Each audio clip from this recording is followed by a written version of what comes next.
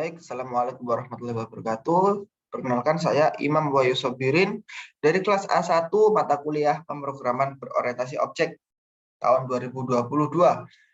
Jadi di sini saya akan mempresentasikan tugas UAS yang telah dibuat sesuai dengan modul yang telah diberikan dan juga bertujuan untuk menyelesaikan tugas ujian akhir semester tahun 2022.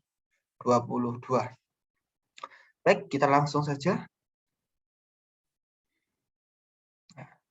Jadi kita memiliki dua soal 1 dan soal 2.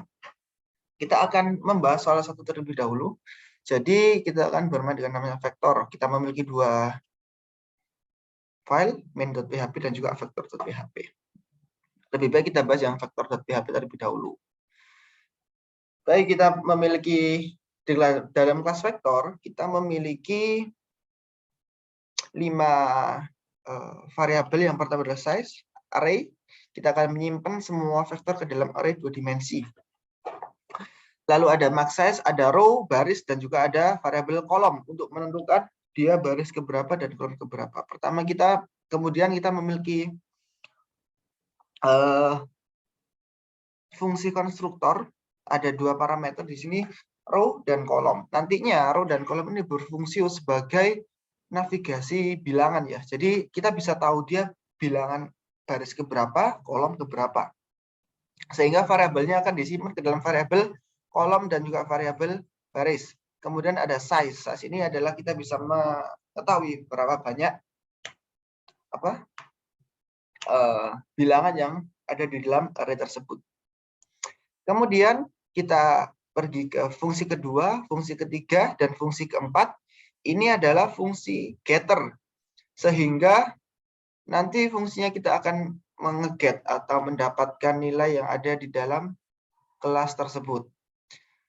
Ada get row untuk mendapat baris, ada get kolom untuk mendapatkan kolom, dan juga ada get array untuk mendapatkan array dengan 2 parameter. Jadi get array tidak mengembalikan semua array, tapi kita mengembalikan nilai array di baris keberapa dan kolom keberapa. Kemudian ada fungsi display. Nah, fungsi ini berfungsi untuk mendisplay atau menampilkan semua nilai yang ada di dalam array tersebut menggunakan looping bersarang karena dia termasuk array 2 dimensi. Kemudian bagaimana cara menambahkan nilai ke dalam masing-masing array, ke dalam masing-masing bilangan, ke dalam masing-masing posisi di array? Kita menggunakan fungsi set item. Memiliki 3 parameter, yang pertama baris, kolom, dan juga item. Fungsi ini, dua parameter pertama itu baris dan kolom, dia berfungsi sebagai navigasi bilangan. Jadi dia akan ditempatkan di bilangan baris keberapa dan juga di kolom keberapa. Kemudian item ini baru dia nilai bilangannya berapa. Seperti itu. Kemudian kita memiliki 2 fungsi tambahan. Yang pertama indeks urut untuk mengurutkan vektor. Semua vektor, semua nilai kita memiliki fungsi namanya indeks urut dengan 1 parameter yaitu objek vektor.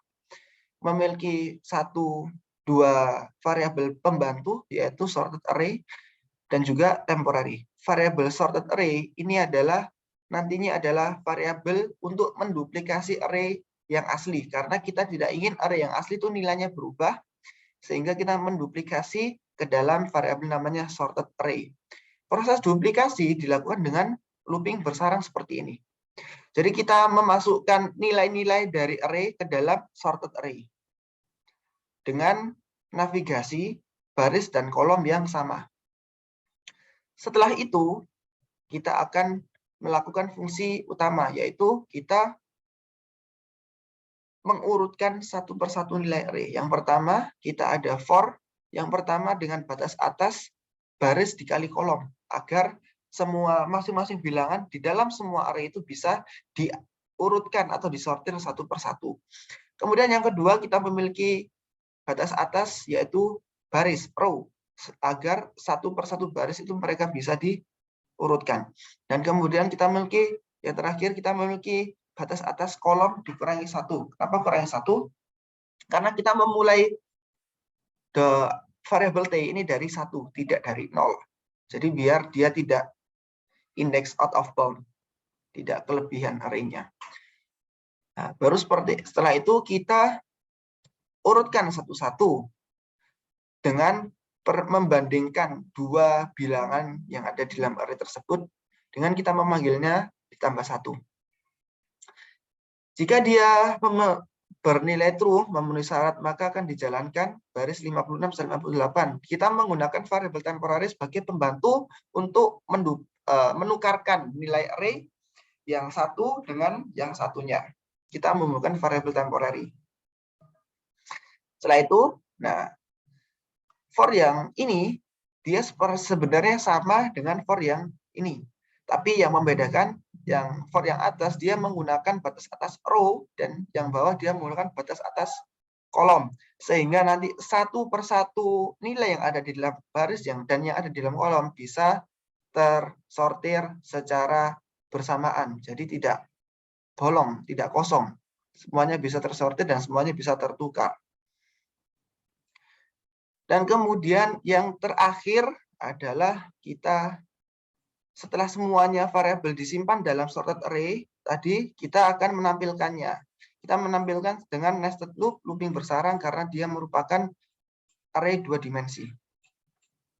Kemudian untuk fungsi yang kedua, kita punya fungsi matriks untuk memasukkan kolom. Dia berfungsi untuk menukar baris ke N dengan baris ke M. Kita punya 3 variabel, 3 argumen. Yang pertama adalah objek vektor, kemudian sorted row dan n row. Ini adalah kolom berapa, mau dipindah ke kolom berapa. Sama seperti di atas, kita menduplikasi array melalui variabel sorted array, dan kita punya swap array dan swap array 1.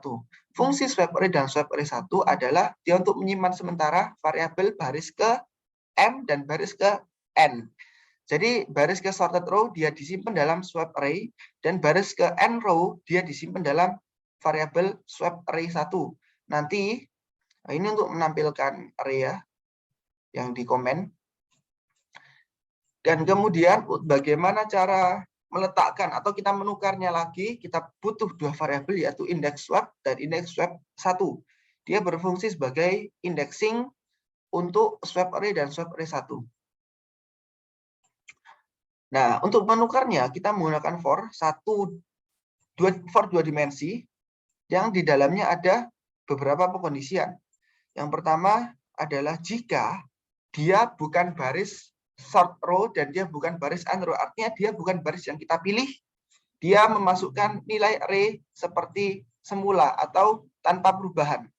Nah, yang menjadi titik berat di dalam algoritma ini adalah jika dia termasuk sort row atau jika dia termasuk array yang kita pilih untuk kita tukar, maka dia melakukan sedikit perbedaan dari biasanya, dari yang atas, yaitu apa? Jika dia termasuk sort row, maka kita masukkan array swap array 1, yang mana swap array 1 dia adalah termasuk n row. Jadi kita mulai menukar variabel sort row dan variabel n row, kita tukar melalui pengkondisian seperti ini. Dan else ini adalah otomatis jika $i adalah dia n row, maka kita masukkan dia dengan variabel sort row. Swap array ini termasuk variabel dari sorted row.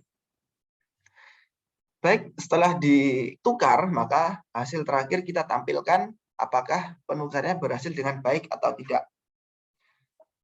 Bisa kita coba kita run. Localhost. Oh, benar. Kita pergi ke main dulu. Nah, di sini kita bisa lihat kita punya objek V1 dengan vektor 4 baris 3 kolom, dan kita set item sesuai soal. Kita punya variabel array yang nilainya sesuai soal ya. Dia 4 kolom 3 baris.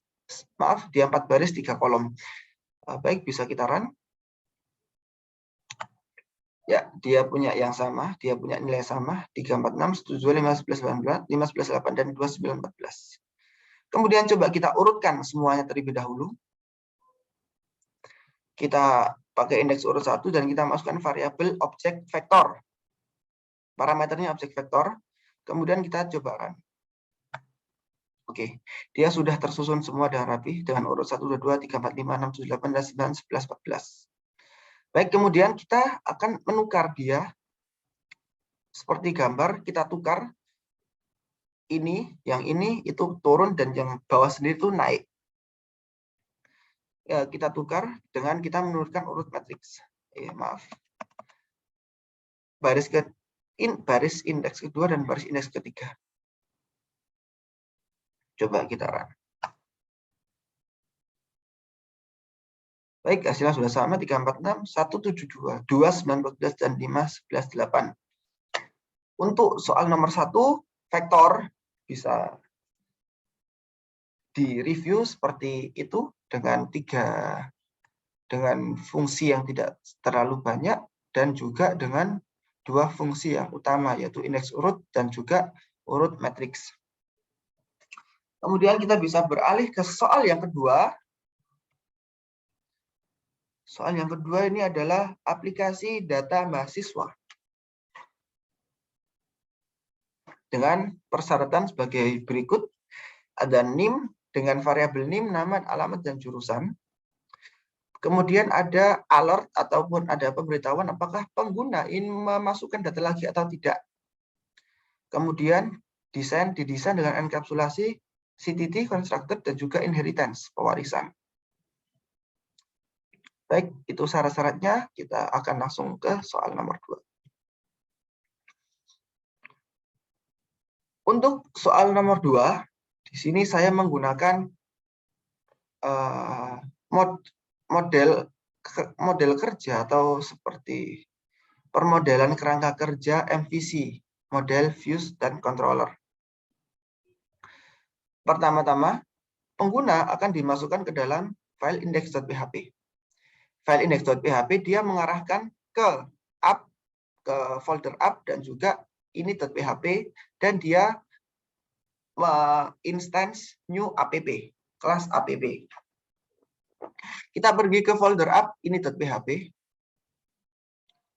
Di folder ini kita menjalankan beberapa file dalam folder, yaitu folder core file app.php, folder core file control.php, dan folder config yang namanya config.php. Pertama kita pergi ke app.php.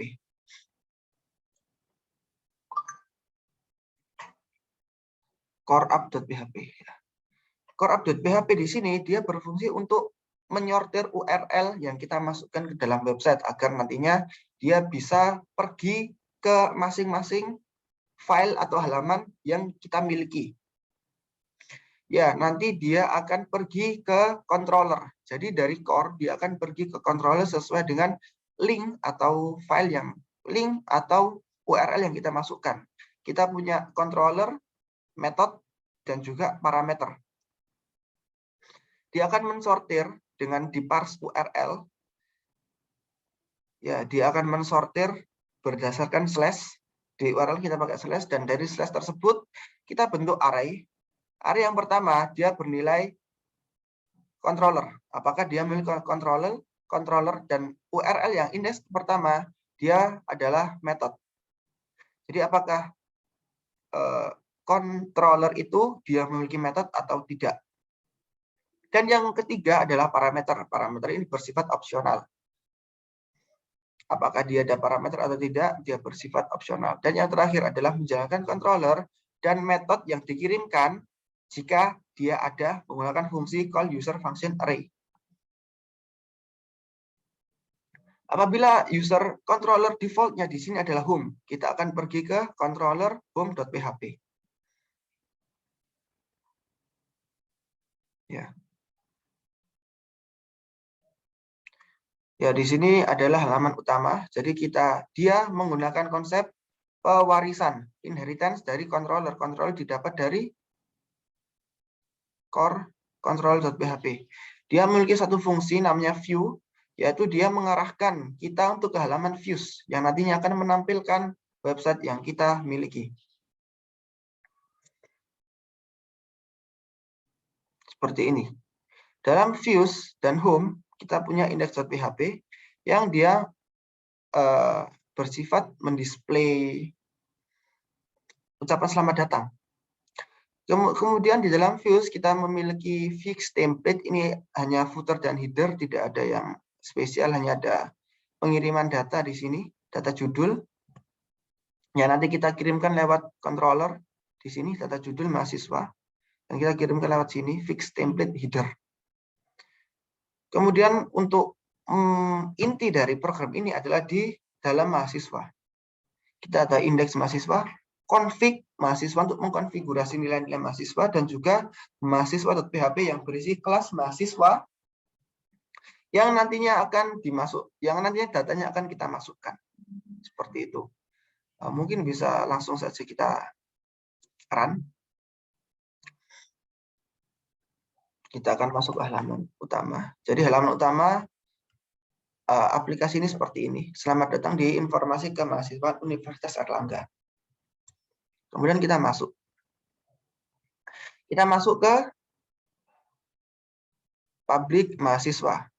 Yang artinya dia adalah halaman mahasiswa indeks. Halaman ini.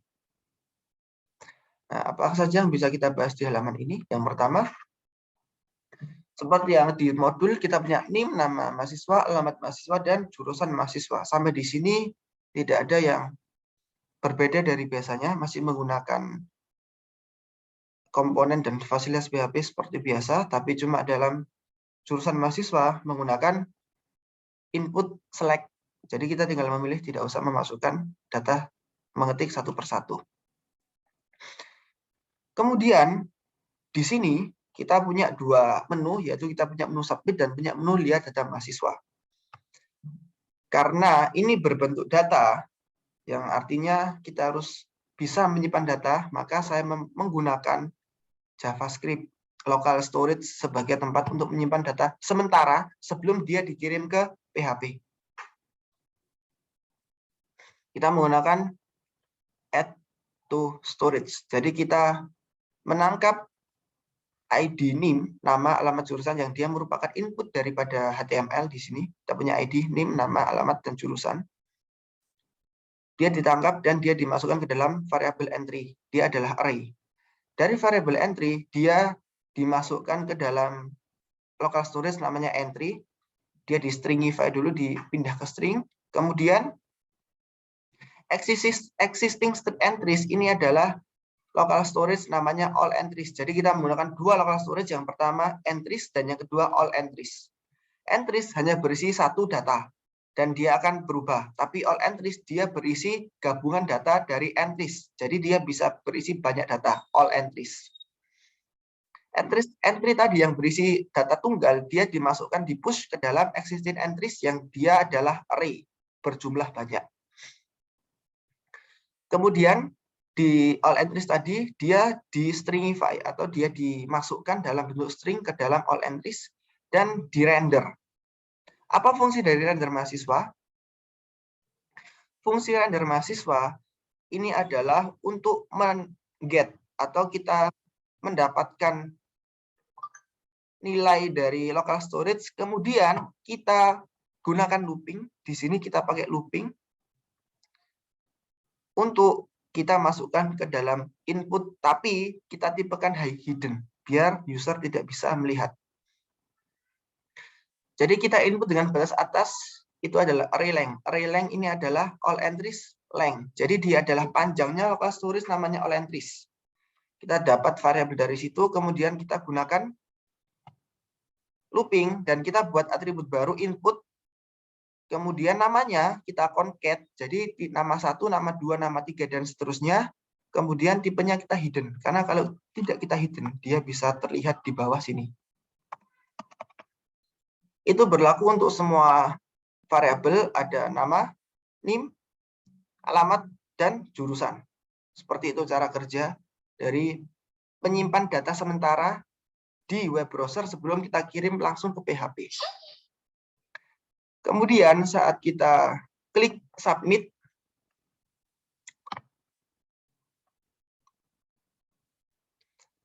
klik submit di sini, kita menjalankan fungsi add to storage. Sebenarnya satu form ini dia punya dua tombol submit dengan nama yang berbeda, yaitu ada submit dan juga lihat data mahasiswa. Apa yang membedakan dari dua tombol ini?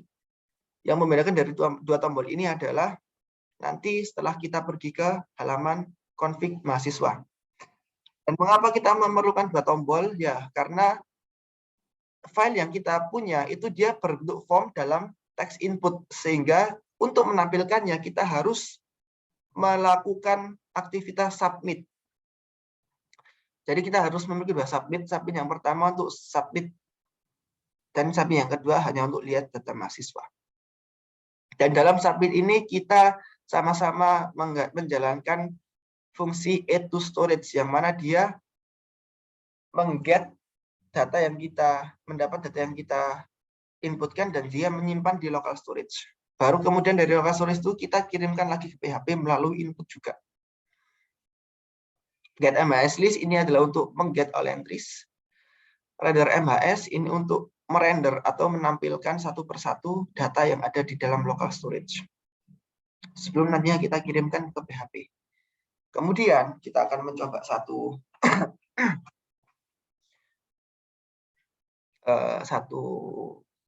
data NIM. Coba kita tes NIM. Kemudian ada mahasiswa tes, nama mahasiswa. Kemudian ada alamat mahasiswa tes, alamat MHS. Dan dia jurusan matematika. Saat kita klik submit, dia inilah yang membedakan dia submit dan dia data mahasiswa.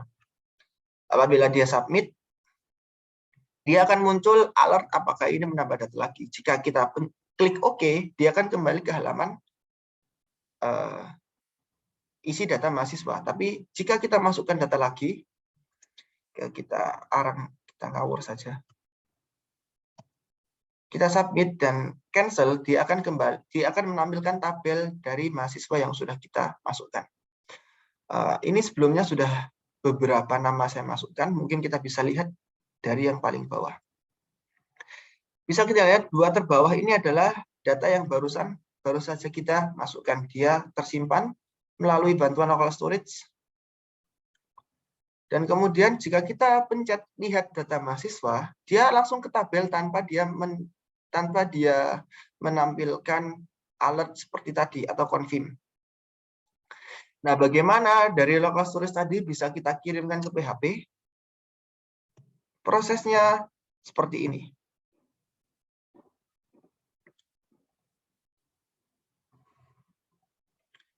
Jadi setelah kita tadi membuat input baru satu persatu, kemudian mengirimkan data local storage sebagai value, dan juga kita klik tombol submit, sebenarnya dia akan pergi ke tabel MHS. Tabel MHS ini bisa kita temukan di controller tabel MHS. Nah, tabel MHS ini mengarahkan kita ke dalam folder mahasiswa config di sini. Dan disinilah logik utamanya terjadi. Ini tadi ya, jika kita klik button dengan nama input button, maka dia akan menampilkan confirm. Tapi kalau kita klik lihat data mahasiswa, dia tidak akan menampilkan ini. Ini, jadi data length adalah berapa banyak data yang kita kirimkan tadi. Jadi ada berapa banyak data di local storage yang tadi kita kirimkan. Kemudian kita membuat array, nama, NIM, alamat, jurusan, dan array mahasiswa. Nama, dia digunakan untuk menyimpan semua nama yang tadi kita kirimkan. Jadi, saya membuat konsep array nama semua, array NIM semua, array alamat semua, array jurusan semua. Semua saya yakin dia terurut sesuai indeksnya. Karena kalau dia nama 0, maka NIM juga otomatis 0, alamat juga otomatis 0, dan juga jurusan juga otomatis indeksnya 0. Jadi dia tidak akan terbuka. Kemudian setelah kita semua kirimkan ke dalam array, baru kita menggunakan array MHS sebagai instansiasi. Jadi kita instansiasi kelas mahasiswa yang dia punya nama, NIM, alamat, jurusan, dan juga indeks ini yang sebenarnya tidak dipakai. Dan dia punya konstruktor nama, NIM, alamat, jurusan yang dia mengisi semua variabel punyanya mahasiswa.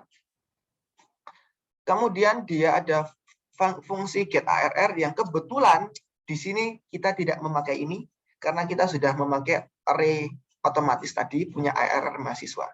Dan juga beberapa getter yang ada di dalam kelas tersebut. Kita punya get nama, get name, get alamat, dan get jurusan. Kita kembali lagi ke config. Nah, jadi kita menggunakan batas atas itu data length untuk melakukan looping. Nah, array mahasiswa ini kita adalah nilainya adalah objek ya. Dia nilainya sudah berbentuk objek. Kalau yang ini kan dia nilainya masih nilai biasa, masih nilai string. Kalau ini dia nilainya sudah objek. Mahasiswa ke N, mahasiswa ke 1, kedua, ketiga, keempat, dan seterusnya. Kemudian kita menampilkan setelah kita taruh dia di mahasiswa, setelah kita instansiasi, kita tampilkan. Nah, untuk menampilkannya, kita lagi-lagi menggunakan looping. Looping dengan batas atas data length. Nah, kita taruh di tabel dengan nomor NIM, mahasiswa, alamat, dan jurusan. Kemudian kita taruh di sini get NIM, get nama, get alamat, get jurusan. Jadi kita tinggal memanggil getter yang ada di dalam fungsi mahasiswa berdasarkan mahasiswa indeks ke I untuk memudahkan kita dalam menempatkan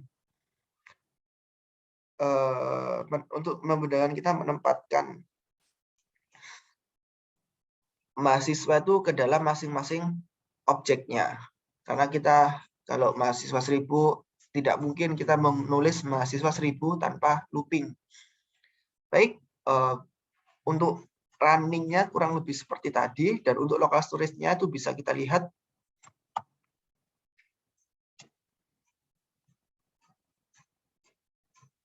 Ini ada entry dan ada all entries. Inilah yang bisa kita lihat dia punya beberapa, dia punya 100. Ya, dia punya 100 indeks di sini. Oh, bahkan lebih 111 indeks. Yang nantinya data inilah yang akan kita masukkan ke dalam tabel tadi. Coba kita bikin entry baru. Kita delete dulu dan kita masuk ke sini. Kita masukkan mahasiswa pertama. Langsung saja pakai autofill ya. Saya NIM 015. Ya, seperti asli. Ini alamat rumah saya. Dan cara jurusan matematika. Kita submit. Apakah ingin mengisi data lagi? Saya rasa saya perlu mengisi data lagi. 1 orang lagi. Baiklah. Ada NIM. Terus misal kita pakai nama Muhammad Adi Maulana. Siapa ini? Saya tidak tahu. Alamat mahasiswanya Jalan Kenangan. Nomor 56 Surabaya.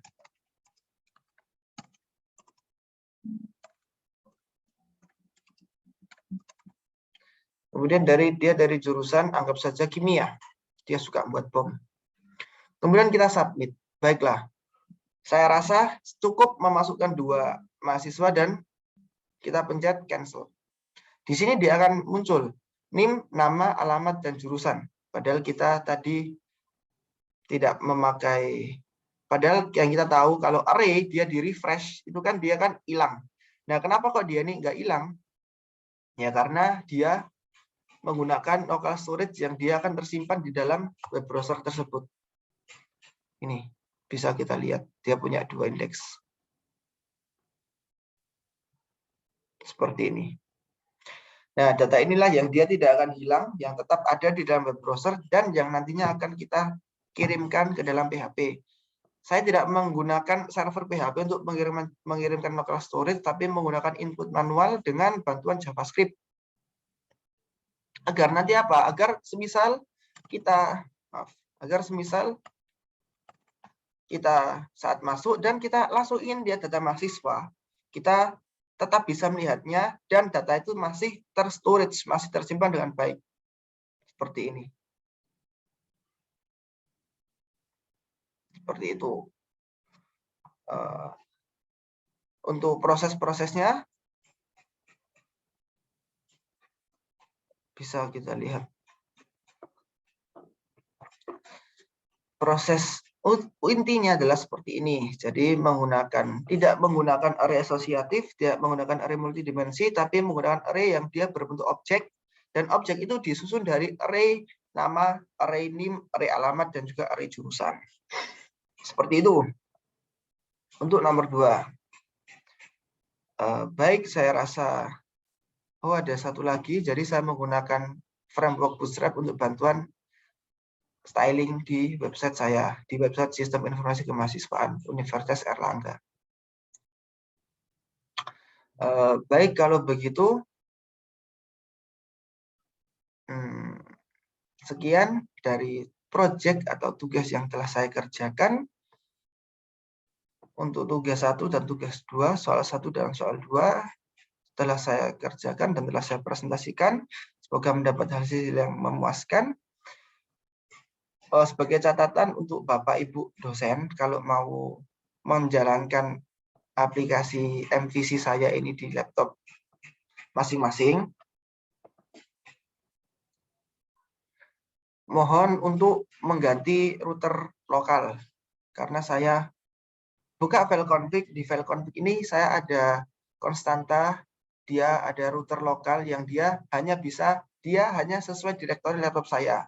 Mungkin kalau Bapak Ibu dosen mau menjalankan aplikasi ini, mohon ini diganti sesuai dengan direktori di laptop masing-masing. Dan juga ada satu lagi, yaitu di config di sini. Ini juga diganti sesuai dengan direktori laptop masing-masing. Karena menggunakan direktori laptop khusus laptop saya. Mungkin saya rasa berbeda dengan laptop Bapak Ibu dosen sekalian. Seperti itu. Hanya itu saja catatan saya untuk ini. Baik, saya rasa cukup. Bisa saya akhiri. Terima kasih. Sekali lagi, saya Imam Woyosobirin, NIM 152.111513015. Mengucapkan terima kasih kepada Bapak Ibu dosen. Terima kasih. Wassalamualaikum warahmatullahi wabarakatuh.